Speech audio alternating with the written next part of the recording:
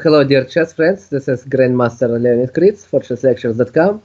Today I'll show you another game from Palma de Mallorca FIDE Grand Prix 2017 between Leon Aronian and Ernesto Inarki.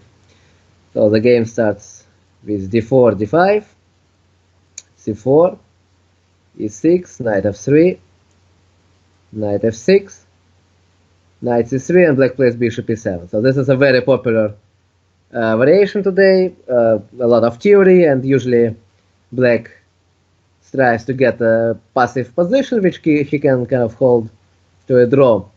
Well, this game got a little bit crazy, so to understand what's going on here it's almost impossible, and I'm curious to what extent Aronian knew the theory. Maybe he knew it until the very end of this game, like all the 35 moves, but yeah, maybe not, I don't know. So bishop e7, bishop f4, short castle, so far nothing spectacular, e3, and c5. Well, so this is standard way of playing this position. D takes c5, bishop takes e5, and now most of the time what happens is white takes on d5, and black has different options. He can take with the knight, or he can take with the pawn. White kind of plays bishop e5, or first bishop e2, but the idea is basically I want to control the square d4, and yeah, so we have this typical position with isolated pawn, where white is slightly better, but black is very solid. So here Aronian took on c5, but now instead of taking on d5, Aronian plays queen c2. And the idea is to free the square d1 for the rook, so play rook d1 and exercise pressure against the pawn d5 with the rook. And later on probably also with bishop g5. So knight c6, rook d1, and queen a5. So obviously now c takes d4 is not possible anymore, because black can take with a knight, and knight on c3 is pinned. So here black gets a very comfortable position. But of course the question is what to do after a3. And the answer presented by Narkiyev in this game was just to ignore it and play rook e8. So what is the point here? I think after b4, black can take with a knight, white takes back, bishop takes b4. So now black has very strong pressure against the knight c3. Let's say white plays rook c1 or bishop e5, I think it doesn't matter. The move order doesn't matter here. Knight e4, now bishop e5 is the only move. And now it looks like white can simply play f6, threatening to take on e5. Don't forget that white already has, black has 2 pawns for the sacrifice piece. So he's safe after bishop d3, for example. He doesn't have to hurry taking on c3. He can take on e5. So let's say, and after bishop takes e4, d takes e4, even if he at some point loses one of these pawns, like after knight d2, he'll probably will lose on e4, but he still has an extra pawn. And after bishop d4, then black can play e5, attacking the bishop, and again his position is better here. So white cannot play b4. It doesn't look like he could. So what he does instead is he plays knight d2.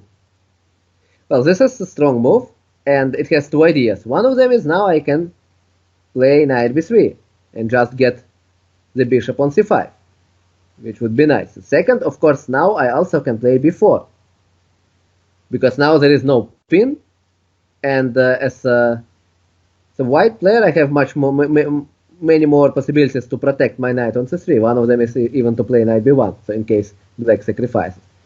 But the main problem here, of course, is that black plays very quickly and he goes with e5.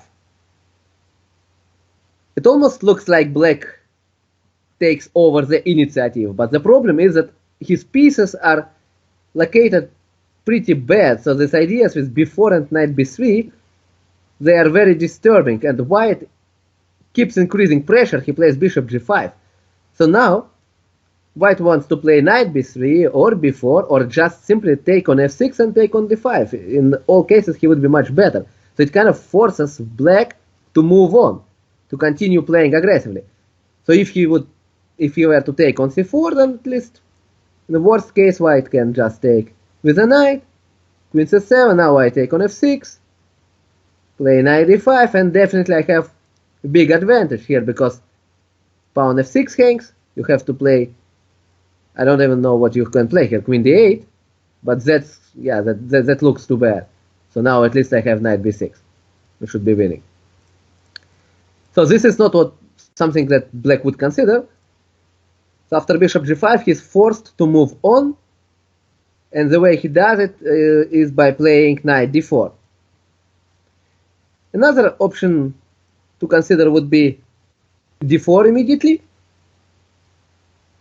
but here there is so much white can do. He can play knight b3. He can maybe even try to play something like knight d5. But I think, to be honest, I think knight b3 is good enough, because now there is no queen b6. I just have knight a4. Yes, and after queen c7, I can take on c5. So that will be winning. So d4 doesn't work. Knight d4. Queen b1. So again, black has absolutely no time to make one quiet move, because everything hangs. Bishop takes f6 is a threat.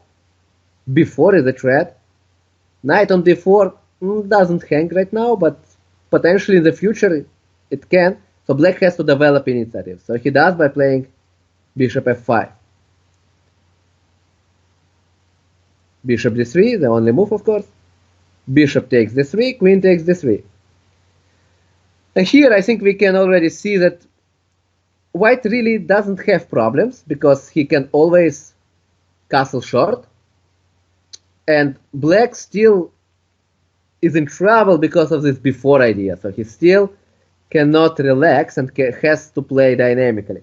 But we already exchanged one piece, so it's more and more increasingly difficult for black to play active. So queen takes d3, knight e4. So white has a big choice what to do. So in the game, Aronian decided to take on d5, and practically it may be the correct choice. Taking on e4 is also possible, but this has some risks. So for example, if I take with a knight from c3, black takes with a pawn, queen takes e4, and knight b3. And it looks like black does have some compensation in this position. So the problem is that the bishop on g5 now is cut off from the game, and it's very difficult for white to bring him. So black will play f6, and then the idea is to play rook d8. So the only possibility for white probably is something like queen d3,